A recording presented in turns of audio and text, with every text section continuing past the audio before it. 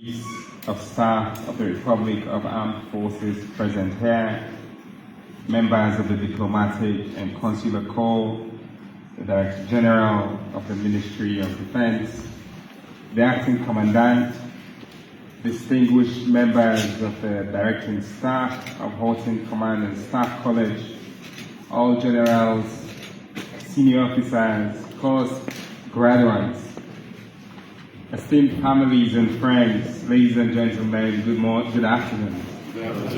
For me to be here today as the guest of honor at this graduation ceremony of the Senior Command and Staff Corps, giving my sincere gratitude and appreciation to the Commandant and the entire family of ARSLA for giving me this privilege and honor to celebrate with you today.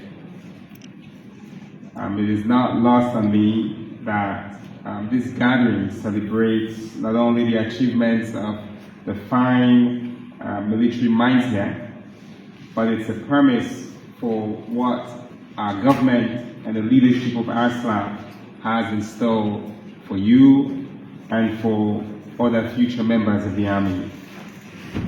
Before I continue, I want to bring you greetings from the Commander-in-Chief, His Excellency President Julius Maada. The love and passion you see I have for the Army directly emanates from His Excellency. I have had the privilege to spend social evenings with the Army. I've had the opportunity to meet and discuss one-on-one with various leadership of the Army, and my commitment to everything you do is because His Excellency, your Commander-in-Chief, our Commander-in-Chief, precisely holds dearly what the Army represents to this country. So I wish to express in the strongest terms my admiration and appreciation of ARSLA. As they were reading my bio, I turned over to the acting commandant and I was like, is it too late for me to join the Army? Because I think the people I have interacted with who are when I grew up. I want to thank the Ministry of Defense last couple of years as we invest and reform what defense, security, and the Army looks like for us. And that's evident in the courses that are being taught here. I also want to take this moment to applaud all of you, the course participants, the graduating class.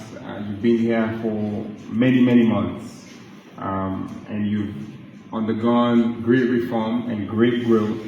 And I want to thank and acknowledge your family members for giving you the space.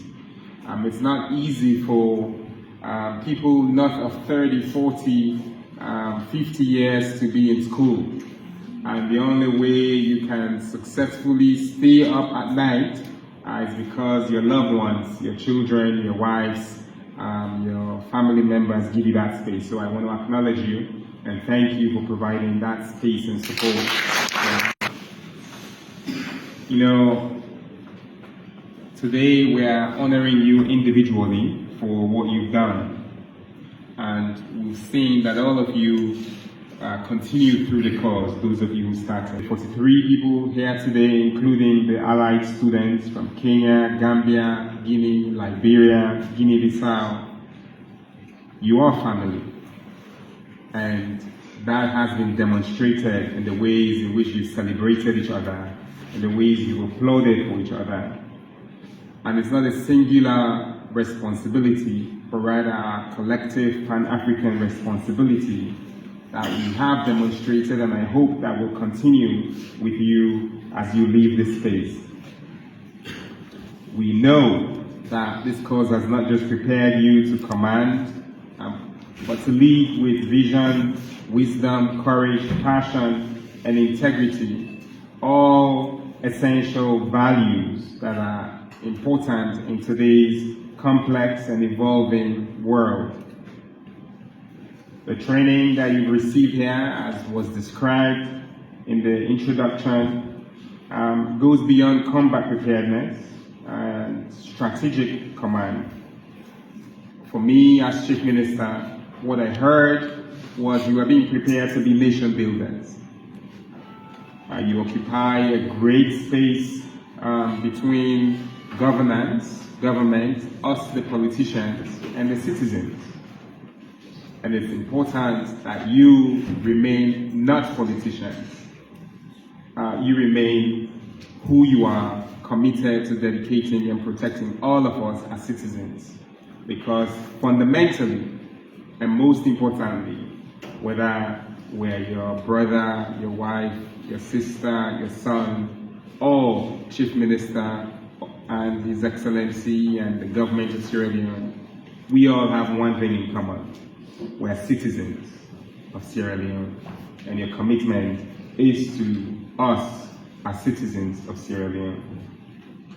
So I continue to urge you in every space that I have been and continue to re-echo what His Excellency has been saying, that we must all lead with integrity, humility, vision, and most importantly, a passion for transforming our country.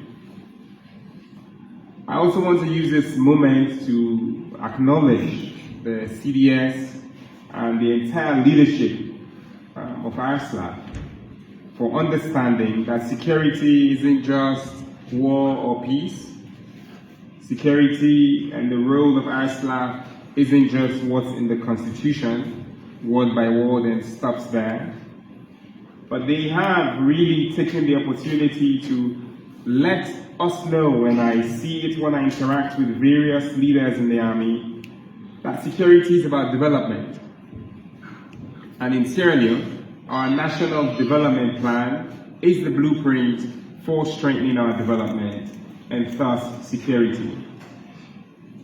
We have seen the ARSLAF continue to expand on training courses. We have seen the ARSLAF continue to expand on human capital development programs. We have seen the ARSLAF provide opportunities for business and engineering expertise. We have seen the ARSLAF provide welfare solutions, including AFLIS and other opportunities that have been provided for the gallant men and women of the Republic of Sierra Leone Armed Forces. The location where we are today, to the acting commandant, the directing staff, and the academic faculty, including those who we've honored today, we know and vision and planning to making this training academy one that continues to grow beyond our wildest imaginations. You, in every sense of the word, are defending the future of our nation and of our continent. It is important for people to know, perhaps, that before last year, we didn't have this magnitude of training in this country. This is the second cohort of senior course participants and graduates. And before this time, even when they came here to do some pre-qualification, only a few will go on to study in Ghana, to study in Bangladesh, to study in some of our great allied countries, like we've seen other students come here. And while the Horton College was a symbol of transformation post-war, through the security sector reform in 2003, in 2022, the government of Sierra Leone, through another set of reforms, took a real firm grip of the training of our men and women. And we continue to acknowledge and thank our relationship with the UK and IMAT and all of our other bilateral partners, Ghana especially, for having provided the training for our seed instructors who've been here. Liberia, China, the US, and several of our diplomatic partners, I wouldn't be able to name all of them, have played a significant role in the reform of our security sector, and the strengthening of the tradition and capacity building that we have here. I want to read your research paper, and I know that the chair of the ECOWAS Commission would love to be able to read the insights of your award-winning paper. I do look forward to our copies at State House. Now, it is important that we can all, as graduates, as families, as the military, understand that this is not the beginning, and we must not just stop here. It's a progress that you started to being the leaders that you are today. And it is certainly not the end. And as you are prepared today to go to not just lead battalions, I'm hoping that some of you will lead farms to produce rice that will feed the army from our Feed Salon project.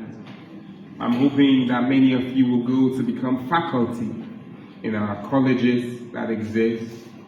I'm looking forward to seeing some of you lead the enterprises that have been started by the Army to focus on engineering our roads, to focus on sewing our uniforms, to focus on medicine, and some of the great ideas that the leadership of the Republic of Sierra Leone Armed Forces have been working on. Welfare is very important to us, and I want to assure you of President Bio's government's resolute commitment in prioritizing your welfare. And along those lines, as I sat there listening to all of your bios, many of you have benefited from experiencing UN peacekeeping and peace support missions. I assure you, and the rest of the ARSLA, that His Excellency, President Julius Maada Bio, every week is working day in, night out to ensure that many more of our gallant men and women are given such opportunities to go and learn and to grow. The welfare is most critical to us. Now I want to close